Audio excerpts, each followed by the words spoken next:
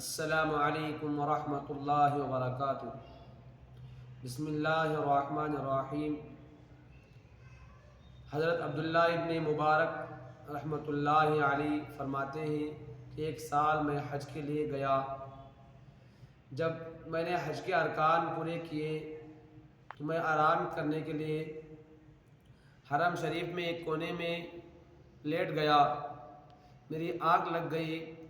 اچانک دو فرشتے مجھے خواب میں نظر آئے۔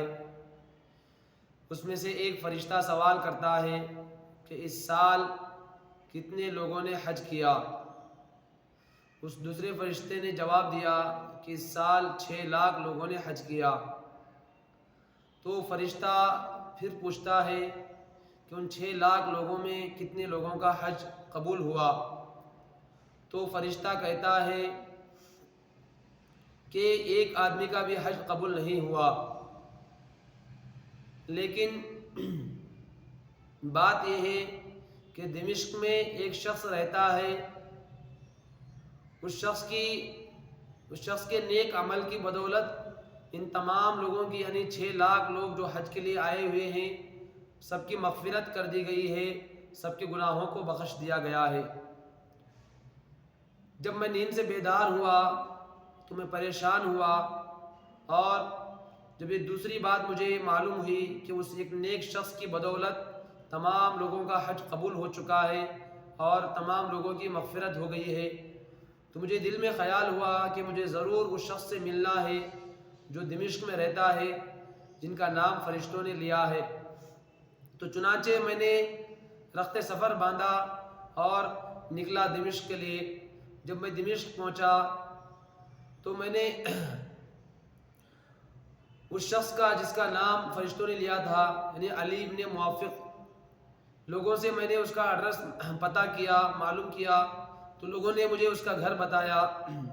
میں اس کے گھر پر گیا اور اس کا دروازہ کھٹکھٹایا اور اس سے پوچھا تمہارا نام کیا ہے؟ تو اس نے کہا کہ میرا نام علی ابن موافق ہے۔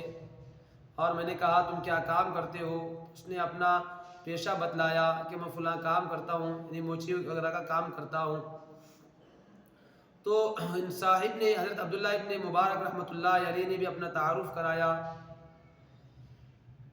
تو جو ہی حضرت عبداللہ ابن مبارک رحمۃ اللہ علیہ نے اپنا تعارف کرایا تو وہ شخص بے ہوش ہو کر گر گیا۔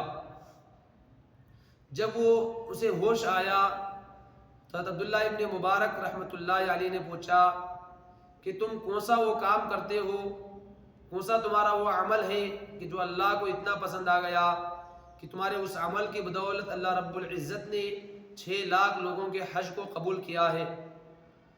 تو اس شخص نے کہا کہ ایک رات کا وقت تھا کہ ہمارے گھر کچھ پکا ہوا نہیں تھا، ہماری حالت غربت کی سی حالت تھی، اور ہمسایہ یعنی پڑوسی کے گھر سے طعام کے یعنی کھانا بنانے کی کچھ مہک اور خوشبو آ رہی تھی۔ تو میری بیوی جو کہ حاملہ تھی اس نے کہا کہ ہمسایہ کے گھر سے ایک اچھی خوشبو آ رہی ہے کھانا بنانے کی، جاؤ ان سے کچھ مانگ کر لے آؤ۔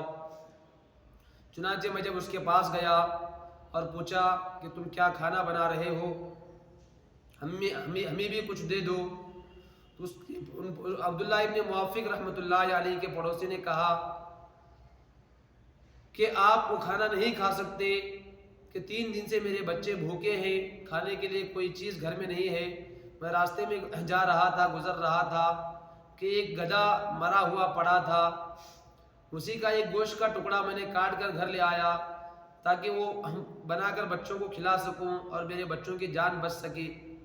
جو ہی عبداللہ ابن موافق رحمۃ اللہ علیہ نے اس کا یہ جملہ سنا تو فوراً اپنے گھر چلے گئے۔ جو آپ کئی سالوں سے یعنی 30 سالوں سے حج کو جانے کی تمنا کر رہے تھے اور اس کے لیے پیسے جمع کر رہے تھے، لیکن کوئی خاص رقم جمع نہیں ہو رہی تھی، لیکن بڑی مشکل سے 3000 درہم آپ کے جمع ہو چکے تھے، تو آپ نے وہ 3000 درہم لا کر اس شخص کو دے دیا جس کے بچے بھوک سے تلملا رہے تھے، تڑپ رہے تھے۔